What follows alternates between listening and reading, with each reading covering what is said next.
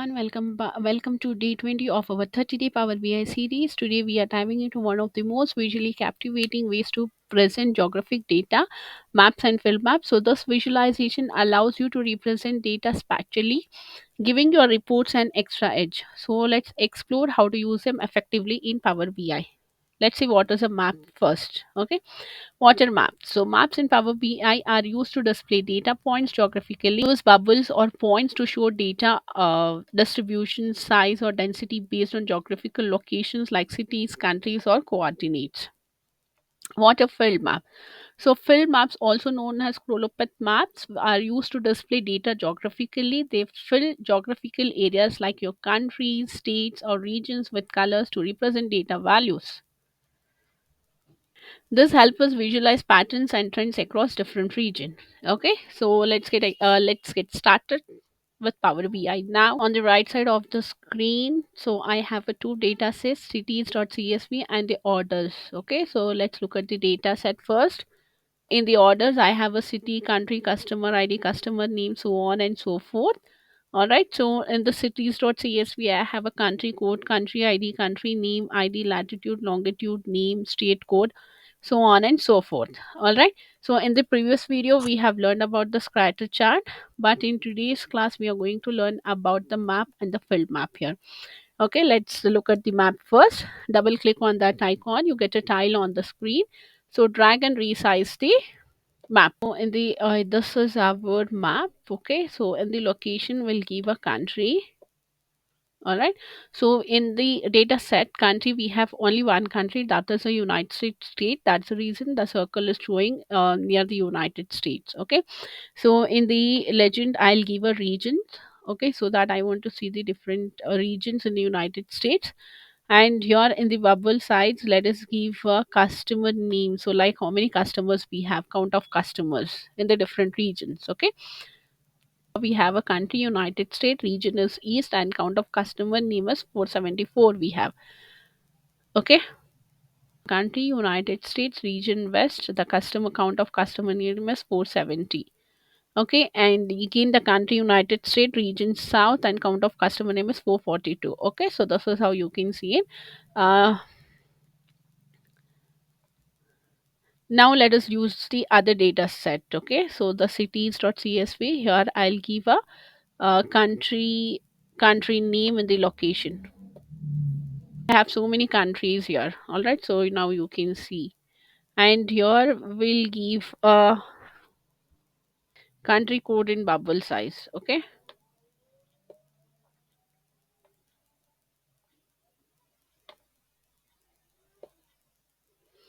Yes, so now you can see the country code. Country name is Australia. Country code is 4139. And here country name is Philippines. Count of country code is 6520. So this is how the map is used. So now when you double click on this field map, the same thing, but we don't get the bubble size. Okay, so this is a field, the color will be filled there. Okay. Yes. So see, if the ID is not like you are not able to get the maps visual, what you have to do here is go to the file, and here on the bottom left side you have a options and setting. Click on the options and setting. Click on options here. Here the window opens up on the screen. Okay, select a security here, and here you have a settings called map and field map visual. So the if this is unchecked, you have to check it and click on OK. Only then your map and visual map field map will work it. Okay. Yes, so now let's look at the format of our map here. So here we have a map settings, we have bubble, category labels, and a heat map. Okay, let's look at the map settings first.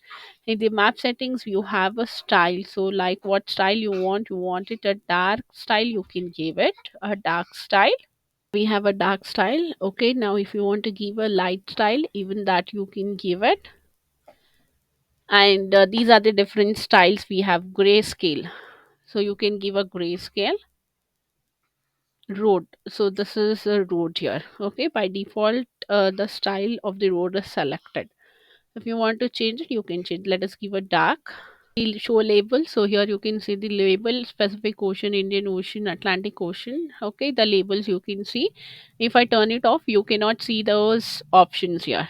Okay. Yeah, so now in the controls you have auto zoom, zoom buttons, you can give it. Okay. S- See here we have a zoom button, plus and minus. Okay, zoom out, zoom in and zoom out here. Okay, you can give that. And here we have a lasso button. So see, lasso button is rectangle set. It's like a rectangle select. You can use it here for like this. Okay, if you want to look at that specific country, so you can use that lasso button. All right. Yeah. So now here we have a geocoding culture. So geocoding culture, this is, I don't think it's necessary. Just you can play around with it. Okay. I'll reset to default. Yeah.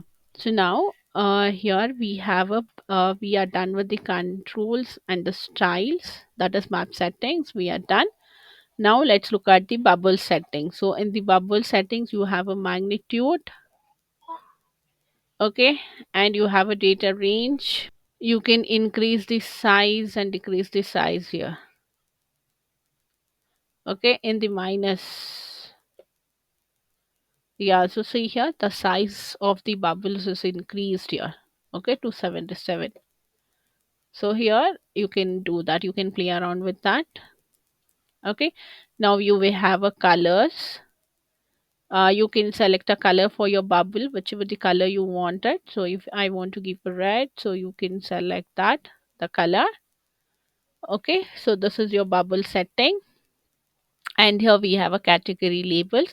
If you turn it on, so here you can see the Canada, Ireland, Russia. Okay. These are the categories we have it. You can see that. All right. And here we have in the values, we have font, font size, bold, italic, underline, and the color you can select which is the color you want to give. The color, let's give it a white here. Okay. Perfect. So here, see, you can give a map setting style. Let's give a dark here. Okay. Perfect. So if you want to give a background, you can give a background. Okay. So now see, you cannot see that background in the values. Okay. Category labels. Now let's look at the heat map here. Let's turn on the heat map. So this is a heat map we have, and let's change the colors here.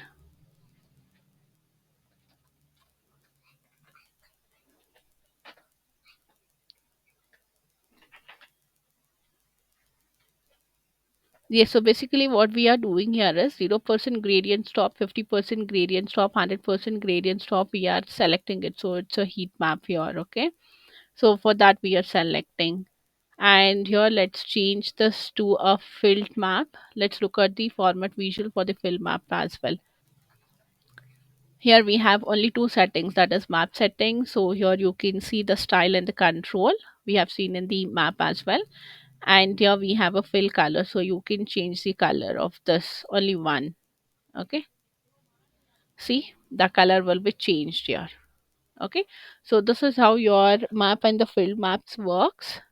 Okay, let me tell you a difference between the field map and the map. Okay, so data representation in the map will be the points or bubbles. Okay, in the field map, it's a colored region, and so a map is best used for specific location or densities, and the field map is used for regional trends and patterns. Level of detail is like high with precise points, and this field map is low to medium. Okay, so let me give you a tips for using maps and field maps. So here you can combine maps and filters. You can use a slicer or filters to drill down into specific regions. Okay, so I'll just show this to you. Yeah, go to the format here, and here let us select a slicer. Yeah, let's click outside and select a slicer. In the slicer,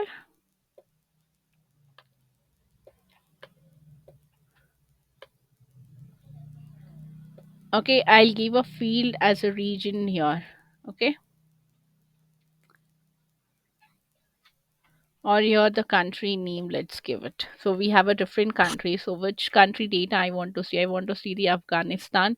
So you can see the data of the Afghanistan here. And if you want to see Albania, so you can see the data of Albania. Okay, so this is how you can, the slicer and the maps are useful.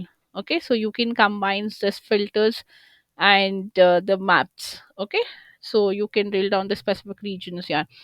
So here, avoid overcrowding. Too many data points on a map can reduce clarity. You can use legends and tooltips. So what happens here is it enhance interactivity and provide additional information when you use a legends and tooltips. For today's video on maps and field maps, so these tools are fantastic for bringing your geographic data to life.